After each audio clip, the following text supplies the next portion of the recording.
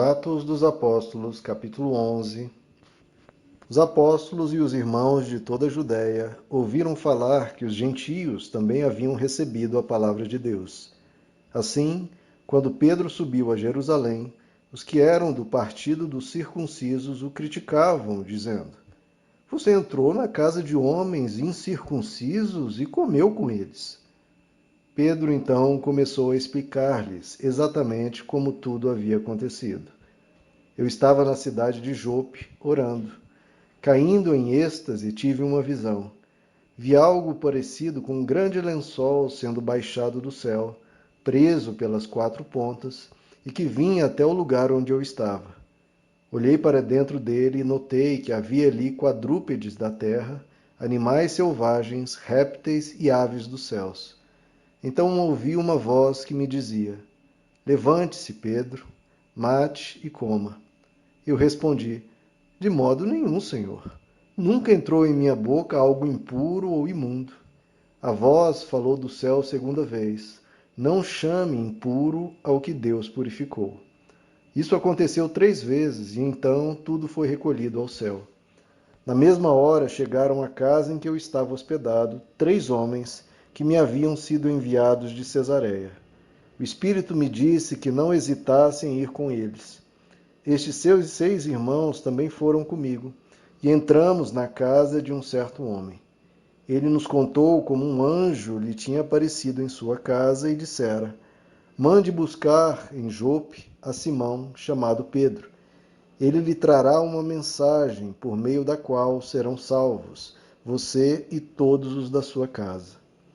Quando comecei a falar, o Espírito Santo desceu sobre eles, como sobre nós no princípio.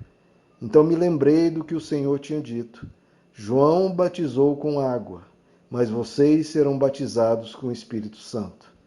Se, pois, Deus lhes deu o mesmo dom que nos dera quando cremos no Senhor Jesus Cristo, quem era eu para pensar em opor-me a Deus?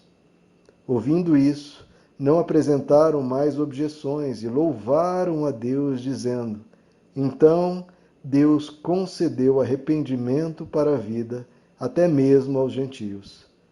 Os que tinham sido dispersos por causa da perseguição desencadeada com a morte de Estevão chegaram até a Fenícia, Chipre e Antioquia, anunciando a mensagem apenas aos judeus. Alguns deles, todavia, cipriotas e sirineus, foram a Antioquia e começaram a falar também aos gregos, contando-lhes as boas novas a respeito do Senhor Jesus. A mão do Senhor estava com eles, e muitos creram e se converteram ao Senhor. Notícias desse fato chegaram aos ouvidos da igreja em Jerusalém, e eles enviaram Barnabé a Antioquia. Este, ali chegando, e vendo a graça de Deus, ficou alegre e os animou a permanecerem fiéis ao Senhor de todo o coração. Ele era um homem bom, cheio do Espírito Santo e de fé, e muitas pessoas foram acrescentadas ao Senhor. Então Barnabé foi a Tarso procurar Saulo, e quando o encontrou, levou-o para Antioquia. Assim, durante 1 ano inteiro, Barnabé e Saulo se reuniram com a igreja e ensinaram a muitos. Em Antioquia, os discípulos foram, pela primeira vez, chamados cristãos. Naqueles dias, alguns profetas desceram de Jerusalém para Antioquia.